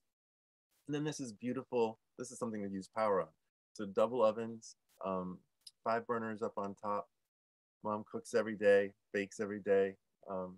Great situation there. Okay, so these cottages, I showed you before, it's sort of the candy colored houses. I said there were 100 amps at 240 volts. And now we've got the systems I was trying to show you in the tribal housing. So this is what the ducted system looks like. The compressor outside, fan coil inside with ductwork that'll connect to it. Their heat pump water heater, their electric resistant stove. This is the most expensive because they use the ducted system. So 16 grand. Then I want to show you, this is how big you can get on 100 amps. You know, this is 100 amps, these 750 square foot homes. You can get up to 3,000 square feet in California on 100 amps. That's a whole other presentation on how you don't have to upsize. But I'm going to sort of briefly explain that there are power efficiency options so that you can limit the infrastructure costs to the ADU. So if you're going to put in a dryer, you put in a condensing washer dryer, only 1,200 watts, any old plug. You're going to put in a water heater, you don't put in a 4,500 watt water heater, you put in 1,000 watt. Same thing with your heat pump. This is a packaged thermal heat pump. It goes on the wall with ducts going through. Costs $2,000. You install it for another $1,000. That's a $3,000 high performance cold climate heat pump, not $16,000. So, and this is the equivalent. This is a ductless mini split. Both of these use the same amount of power, produce the same amount of heat. This has to be installed with a line set through a wall, whereas this just installs on the wall, and all of the work has already been done at the factory inside. And as Vina was saying, you know, factory work can lower costs and accelerate things quick. In heat pumps, it reduces leakage and makes it cheaper essentially to install, often by half as expensive or even less. This is the least expensive heat pump that is a cold climate, quiet heat pump. This is $600, and you install it into the window. There's a vent little kit that goes in the window, and you close the window, and this sits on the floor. It's a roll around. And only this one, the 14,000 BTU, 115 volt inverter, Wi-Fi, ultra quiet, 42 decibel portable air conditioner by Toshiba at Home Depot. The only place to get it, the only product to get. It's the only one that's quiet and efficient, both for air conditioning summer and wintertime. So $600, that's the least expensive heat pump system that you can get that's good. Otherwise, electric resistance. What's the least expensive strategy? Well, using these plug strips. These are all plug strips where you can take like a dryer and you could plug your entire tiny house into the same dryer plug. So like this NeoCharge here, you would always make the house gets preference, one or the other, unless it's a power balancing one like the NeoCharge. But this dryer buddy, you can plug a car charger into it, or you know, power efficient tiny house. All of these ones here, like the simple switch. I just want to point out that NeoCharge will let them both operate at the same time, which is really nice. And it's the other ones will just go back and forth. It can do power balancing until the dryer is using too much energy, and then you want to keep the house going. So you have to choose. The house need to decrease its power consumption before the dryer could go, or reverse it. But I don't think you want to turn off someone's house. This is the least expensive. You just put a 240 volt plug strip on your tiny house. And you like literally just plug it in with an extension cord kind of thing. Okay, this is your least expensive resiliency for a tiny house. Instead of installing batteries and such, get an electric vehicle and use one of these vehicle to building chargers so that the car can charge the house. The car can accept solar electricity from the house. Like with the Asiaco, it's an inverter and it's a car charger, and it'll take the car's electricity and power it back into the house. Or like the Ford Lightning. This is going to become a much more of a thing in the future, but the Ford Lightning has 11 plugs, one of which is a 240 volt plug, which means you could charge your entire house, like a 30 amp 240 volt house or a 60 amp 240 volt house. You could charge that off just this truck, as well as this truck can power a larger home. But this is the least expensive way. You go out and get a battery on wheels, which lowers the cost of installation because you just roll it up to the house. You don't have to put it on a wall and do electrical work and etc. And you have the cost of the batteries themselves is 1/2 to 1/3 what it is if you go out and buy like an LG battery or a Tesla Powerwall battery. The scalability of these batteries on wheels is it's half or less expensive to buy the batteries this way. So that is my cost containment conversation. And I'm happy to take any questions in the chat or any others that people have about what things cost. Oh, I could quickly say these homes, I meant to do that. Oh, I'm viewing Mindy's screen. Mindy is directing me saying, need to wrap up. Okay. That's right. Yes. Sorry about that. No worries. There's so much there, but I just want to be consistent, make sure that we have time for everything else. Exactly. It was perfect timed. And so now though I'm moving us forward. So let's see, there's a lot here for Sean. Let's see. I don't know if I can see what we have here. There's one here from Andy Pease. I've heard concern that heat pump water heaters take up too much space for a tiny home when counting for the required airspace, piping, and unit itself. Any tips? Yes. Okay, go to electric resistance. That is going to be in the code. The code has been formally adopted, voted on. Code's done. The code allows for electric resistance water heaters, and the smallest you can do for a shower is about 8 gallons. They sell it like a 7.2 gallon, which is what my shower uses. I take a shower almost every day. Works out great. So the code is going to allow for electric resistance instantaneous, but that's 60 amps at 240 volts, just the water heater. Or you could get a tank, which is that it is, what is it, like 8 amps at 120 volt. It is radically less, 1/6, 1/10 as much energy. So don't put instantaneous electric resistance water heaters in. Just get a small tank. They sell them small, called short boys.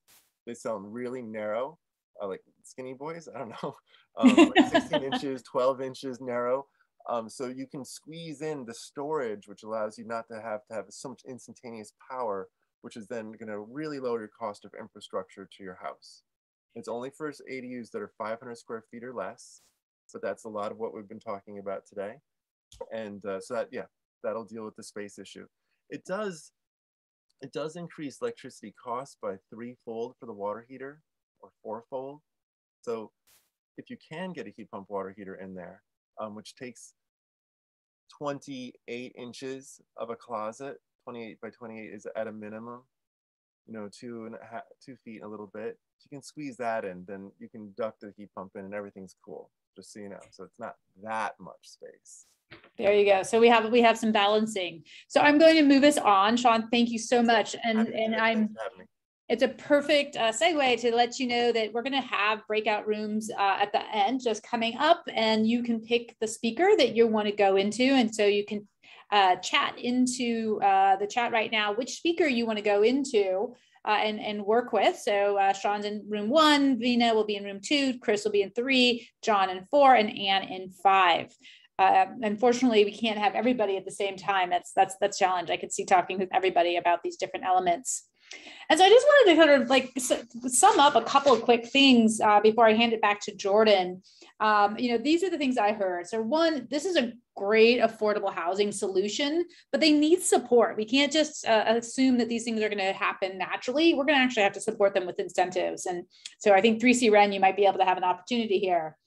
We can make these all electric, but there's some issues in the code, and that seems like part of the heat pump, hot water heaters, and all the stuff that Sean just talked about is getting those technical questions right so that we can balance out that compliance, but also right sizing things and creating the right sort of energy requirements with what you have into your tiny house is going to be really important. I think one thing that John Shipman mentioned was this idea of the flexibility that these ADUs offer, and that they really help to create a long-term solution for evolving needs of a household. So you might be able to age in place and really have a lifetime there. And then Vina really talked about this on wheels, that this is mobile solution that can be absolutely beautiful and take advantage of outdoor space, particularly in California, where we have incredible weather so much of the year and with less rain, unfortunately, we can actually use that a lot. And creating multiple units on one lot can also create this opportunity, again, to create more affordability. And get insulated 2x6 walls. That was the one of the key things I heard from Sean, not to mention all the other things about right sizing and really containing those costs and making sure that you're really thoughtful about what you do. So with that, I'm going to turn it over to Jordan to give us a final wrap up. Jordan? So yeah, thanks, Mindy. What a morning. This was a lot of great information, and thank you to all of our great speakers. I know we're not quite done yet, but really appreciate all of your time and effort and working with us to bring this to bear. So for those of you still on, please feel free to chat who you would like to speak to during the breakout session or the networking session. And we'll get you into that room when we get there. So with that, I'm going to share a little bit about some resources that we've developed, as well as a little bit about 3C Ren. Try and move through this quickly because I know we're coming up on time. So first, I'll just share that we created an ADU FAQ that details several things folks should know about developing an ADU or a junior ADU. This includes local zoning and building ordinances and energy code requirements. Sean, if you would mind sharing that link in the chat for people to be able to access it, that'd be great. A huge thing. Sorry? You mean the energy code requirement about the water heaters?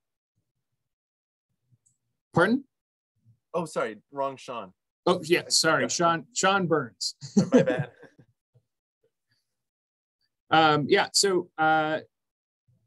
So huge thanks to Ian, Alexandra, and Michaela for helping us develop this document. It's really chock full of great information, and please take a look if you can. Next slide, please. And this is just a quick look at what the document looks like, just so you can familiarize yourself. Next slide, please. Next, we have a case study that we developed via some coordinated work between our energy code coach and the County of Ventura Building Department. So story time, a while ago, the County of Ventura Building Department met with our energy code coaches to learn about the service and ask questions. Ruben and Teo at the county shared that they have sample ADU / agricultural housing that they wanted to streamline for applicants with pre-vetted and designed performance energy calculations for compliance with the energy code. So Grant Murphy, who's one of our energy code coaches and works locally here with Inbalance Green Consulting, took on this effort and developed compliant energy models for 3 sized buildings in 3 climate zones in all orientations. We took those findings and created a case study that details all of the requirements each building would have to meet in order to comply with the energy code. Next slide, please. So here's what it looks like. It's available and on our website, and the link is in the slides, but also Sean Burns, can you please upload that link as well when you get a moment? Next slide.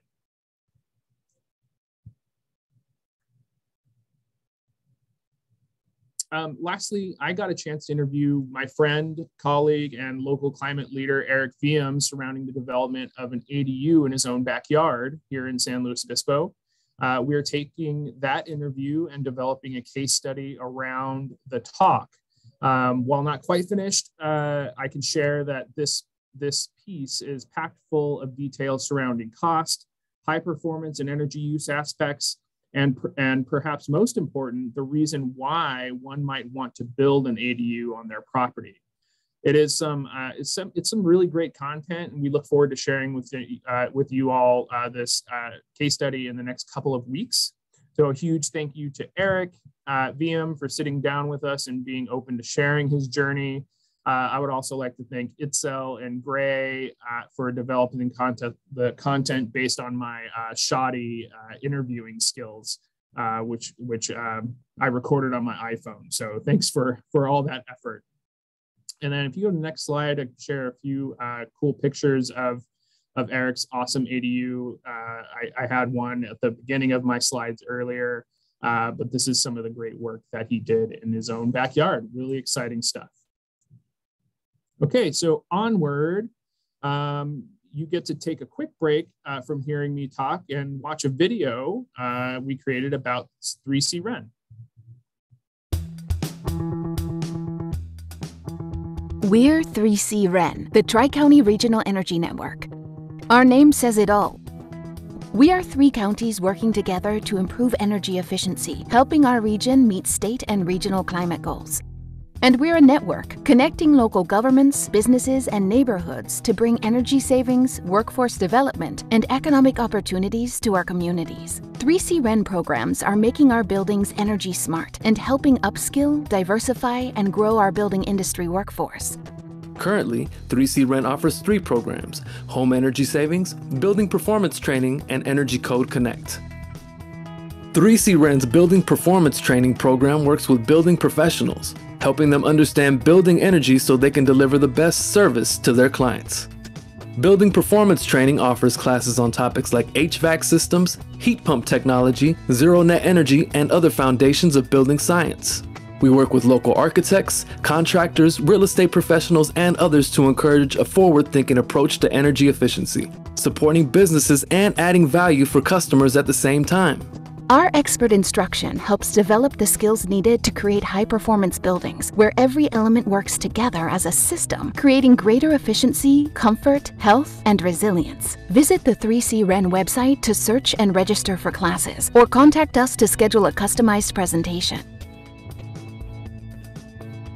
3C Ren Energy Code Connect makes code compliance easy.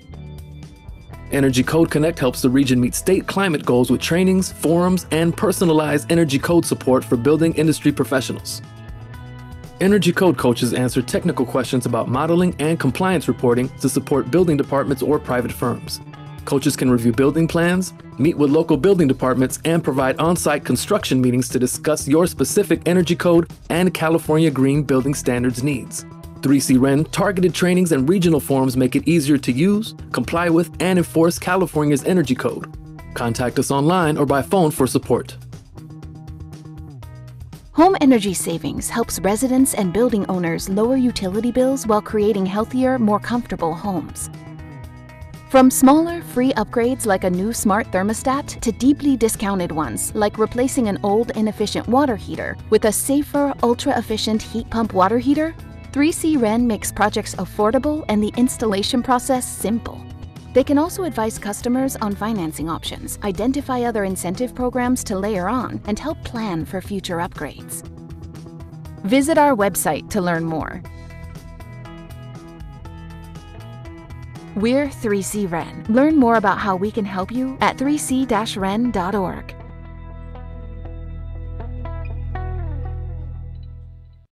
Awesome. Thanks. It wants to keep going. Yeah, I know. It's really exciting.